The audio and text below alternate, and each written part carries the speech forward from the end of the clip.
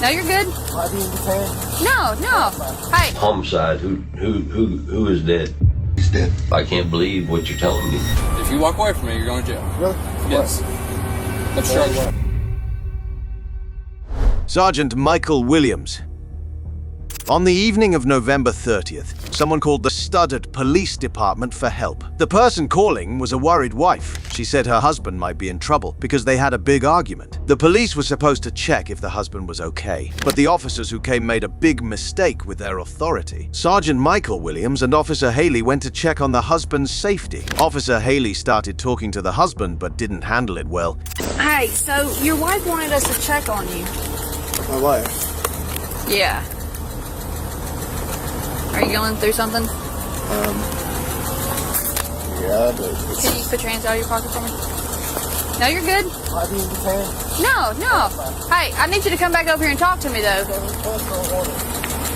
That's a order. Hey. Sir? Yes or no? Sir? I'm just trying to... Listen, we're just doing a welfare check on you. Yes. Am I being detained? Yes or no? Not right now. I need to talk to you. Gotta get back to work. He don't want to talk.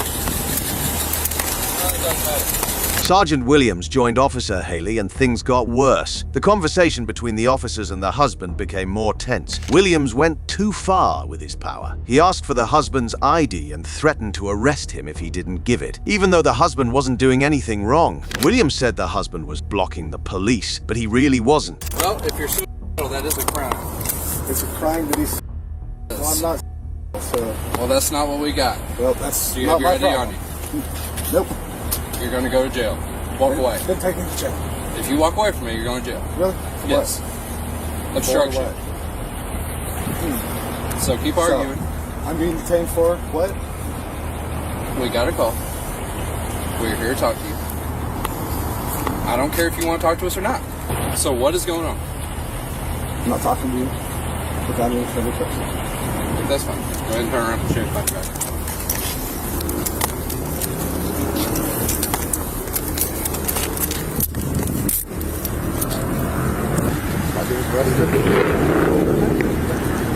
Oh, well, you can detain me without handcuffs. I think you're just intimidating me. Alright. In front of words. You twat. Well, go on at this route. Okay. Alright. Yeah.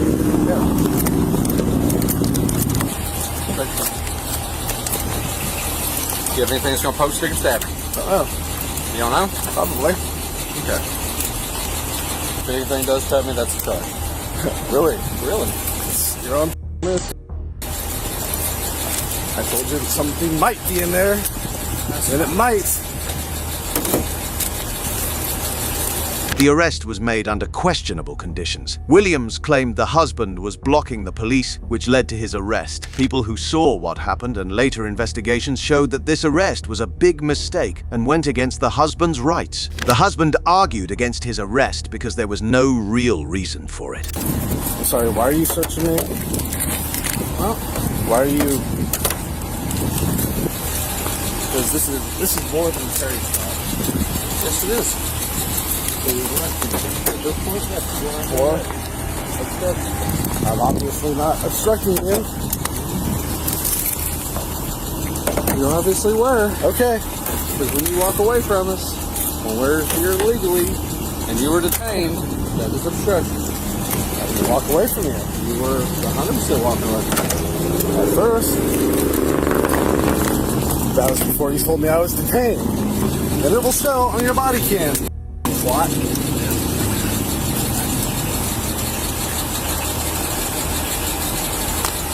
Yeah, you're just violating my rights. Well, there's no violation of rights when you're under arrest. Two auditors, worried about how the department was doing things, asked for information under the Freedom of Information law. When they talked to the department, they found out that it wasn't ready or willing to deal openly with people's worries. I wanted to make a FOIA request. Okay. We have to have paper documentation of that. And then once we get that request, we have to send it through our city attorney and make sure it's approved. Okay. Can I get a piece of paper from you? Make it 2. Appreciate you. Yes, sir. It's gonna come out. Oh, okay, cool. Are there any officers here that we could speak with? I'm not sure, but I can check that out for you. The highest that's here would be awesome. Okay, yes, sir. Thank you. Sir, I have my sergeant coming up here to speak with you. Cool, thank you. What? You a sergeant? Yes, sir. I think you were just coming to talk to us. I hope you weren't busy doing something different. I just had a couple questions. Yes, sir. So we were just making I'm Justin, by the way. Nice to meet you, Sergeant Jackson. The auditors looking for clear information met with Sergeant Jackson from the police department. We're here in reference, we're wondering about what happened with Sergeant Williams. Okay. I don't know if you know what I'm talking about, where he had arrested a man named Matt, I believe. Nate, sorry. Nate Warren. All the charges were dropped on him, but Sergeant Williams was out there making a call for service, and he didn't want to talk to him, and he ended up arresting him. Okay. You know, did he get retrained after that in any way? That I'm not aware of. We work opposite shifts, so right now, he's on nights and I'm on days. So the way they got it set up when we work our schedules is that we never interact with those. Oh, right. Because Okay. we work 4-on-4, but we actually work 4 to a shift. So whenever we come to work, we usually work. We have a 4 set on days and a 4 set that work nights. So when we're working, he's off.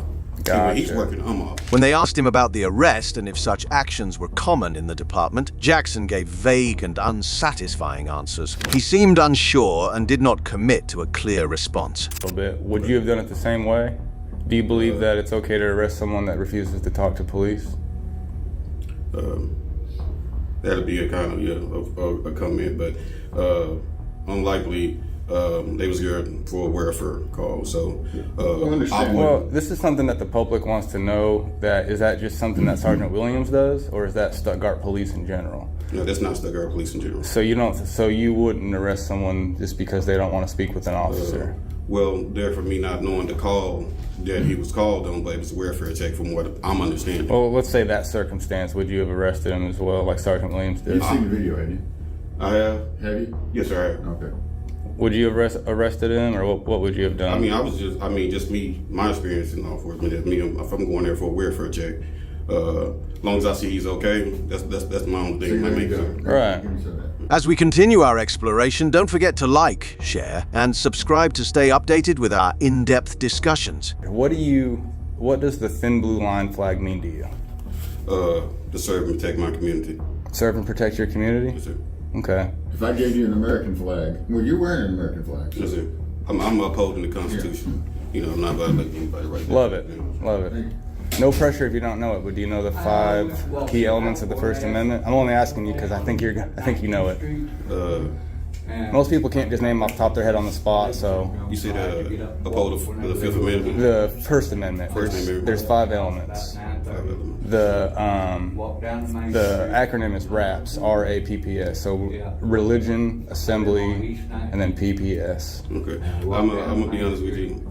I don't know it, but off the top of my head, I've got a lot of things going on. But no worries, man. I appreciate you being honest. yes, sir. Thank you, ma'am. Yes, sir. And you have a good day. You too. I'm sorry. What was your first name? Paige. Paige. Thank you, Paige. I'm Justin. Have a good one. All the charges against the man were dropped. However, Sergeant Williams didn't seem to get any retraining or discipline for what he did. Or if he did, the police department didn't share that information. It's really unfair to arrest someone just because they didn't want to talk. Let's discuss another case of a corrupt officer who encountered challenges. Detective Michael Neely.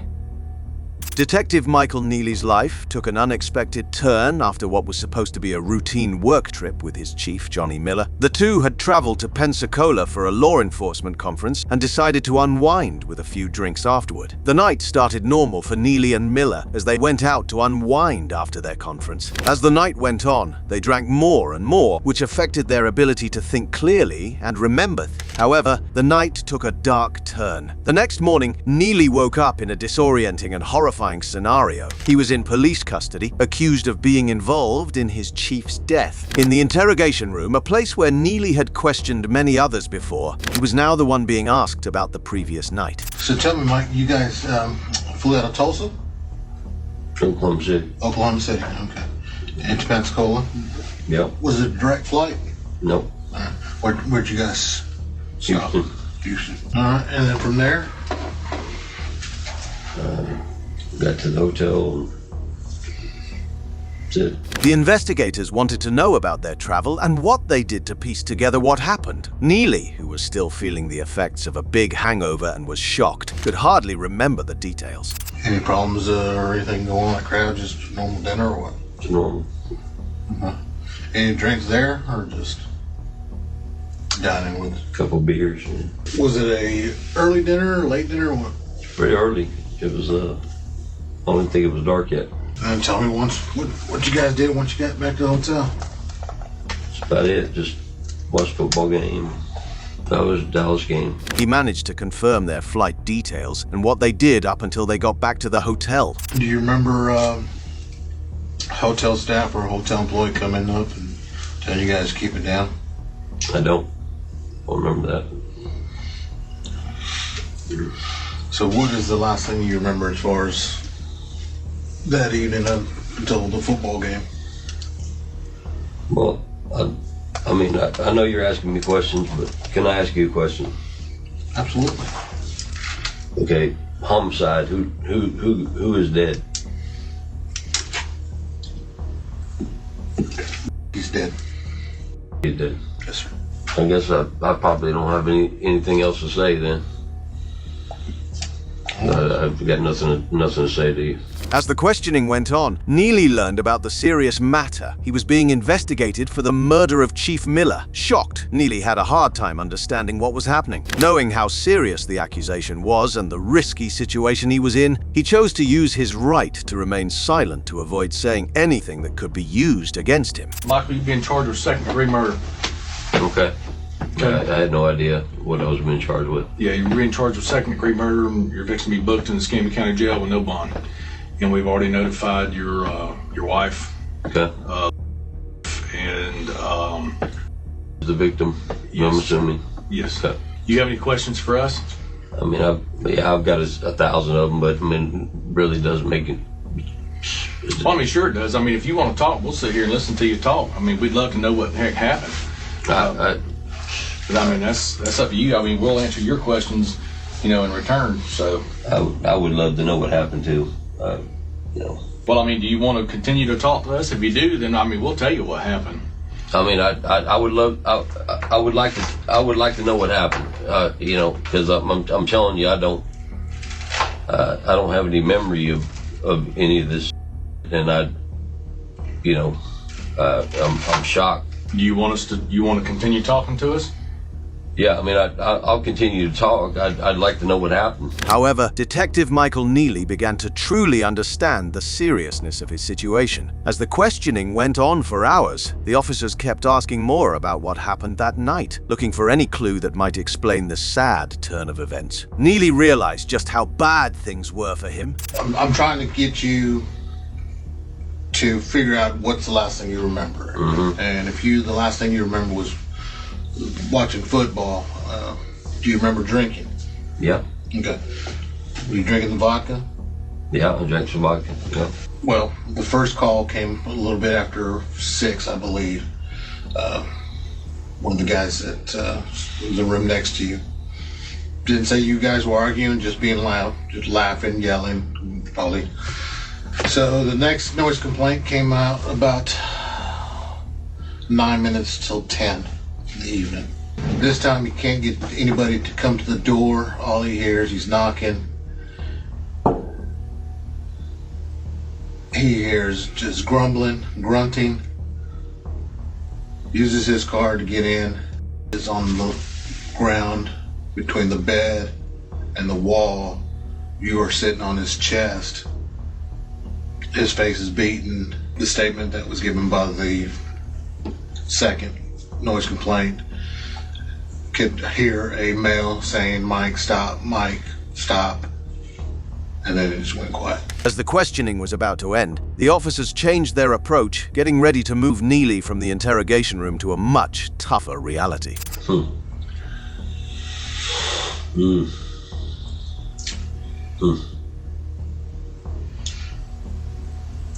I mean, you can't think of anything that would have triggered you to jump on?